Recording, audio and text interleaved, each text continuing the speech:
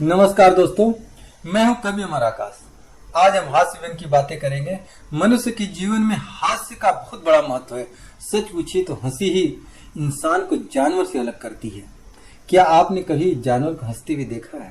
शायद नहीं। हास्य एक ऐसी चीज है जो हमारे जीवन में उत्साह, उमंग और खुशी का स्रोत है। हंसने से न सिर्फ हमारी मानसिक स्थिति बेहतर होती है, बल्कि हमारे शारीरिक स्वास्थ्य में भी सुधार होता है। जैसा कि हम सभी जानते हैं कि हमें रोजाना काफी तनाव से जूझना पड़ता है, कभी काम की जटिलताओं से, कभी परिवार में होने वाली तकरारों से, तो कभी राजनीतिक परिस्थितियों से। इस तनाव से छुटकारा पाने के लिए हमें निरंतर अपने मनोरंजन के साथ साथ हंसना जरूरी होता है। जब हम हंसते हैं तो हमारी दिमाग की स्थिति में एक सकारात्मक परिवर्तन आता है और हमारा मन उत्साह से भर जाता है।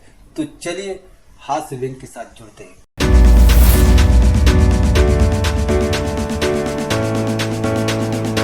आज की एक आम हिंदुस्तानी की सबसे बड़ी पीड़ा, जब ऑफलाइन रहता है तो सिर्फ दाल रोटी नौकरी और परिवार की चिंता रहती है, और जब ऑनलाइन होता है तो देश विदेश, धर्म, समाज और पूरे ब्रह्मांड की चिंता होने लगती है। ये वो दौर है जनाब, जहां इंसान गिर जाए तो हंसी निकल जाती है और मोबाइल गिर जाए तो जान निकल जाती है। टीचर बोली, गोलू तुम इतने दिन कहाँ थे, स्कूल क्यों नहीं आए? गोलू बोला, बर्ड फ्लू हो गया था मैं। टीचर बोली, पर ये तो पक्षियों को होता है, इंसानों को नहीं। गोलू बड़ी मासूमियत से बोला, मैम इंसान समझा ही कहाँ आपने, रोज तुम मुर्गा बना देती हो। भाई बहन की लड़ाई आजकल कैसे होती है, एक वानगी देखिए कि भाई अपनी बहन से बोला, चल जल्दी से चाय बना। बहन बोली, नहीं बनाऊंगी, पिछले महीने की 15 तारीख को सुबह 7 बजे तुमसे एक गिलास पानी मांगी थी, तूने लाकर दिया था क्या? आजकल ऑनलाइन प्यार की शुरुआत होती है और प्यार शादी के बंधन में बदल जाता है। जब प्यार डिजिटल होता है तो तकरार भी डिजिटल ही होगी। उस पर 4 पंक्तियां देखिए। बीवी बोली, तूने ही जो फ्रेंडशिप रिक्वेस्ट किया, किस्मत फूटी थी जो मैंने एक्सेप्ट किया। पति बोला, पत्थर पड़े थे मेरी अकल पे। पति बोला, पत्थर पड़े थे मेरी अकल पे। डीपी को तुम्हारे मैंने नाइस कहा था, सुबह से शाम और रात रात चैट किया। सुबह से शाम और रात रात चैट किया। शादी के लिए भी मैंने 3 साल वेट किया। अच्छा होता उसी वक्त अनफ्रेंड किया होता। अच्छा होता उसी वक्त अनफ्रेंड किया होता।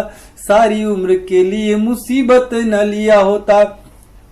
बीवी बोली, उसी वक्त ब्लॉक तुम्हें की जो होती। बीवी बोली, उसी वक्त ब्लॉक तुम्हें की जो होती। आज जैसी किस्मत फूटी ना मेरी भी होती। आज जैसी किस्मत फूटी ना मेरी भी होती। लड़की बोली, बादल गरजे तो तुम्हारी याद आती है। बादल गरजे तो तुम्हारी याद आती है। सावन बरसे तो तुम्हारी याद आती है। बारिश की रिमझिम में तुम्हारी याद आती है। लड़का बोला, पता है तेरी छतरी मेरे पास पड़ी है, लौटा दूंगा मर मत।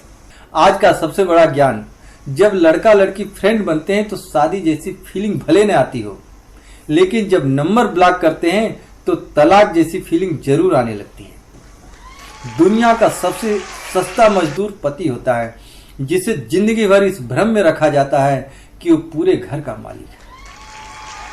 अगर आपकी पत्नी आपका कहना नहीं मानती तो परेशान होने की कोई जरूरत नहीं, मेरी भी नहीं मानती, इसका कोई इलाज नहीं है। एक पति के लिए पत्नी का खौफ क्या है, इस तरह से समझिए कि पति सुबह सुबह उठकर किचन में पत्नी के लिए चाय बनाने गया। पूरी चाय पकने के बाद उसे याद आया कि उसकी पत्नी तो मायके गई है। कोरोना भी बीबी की तरह है।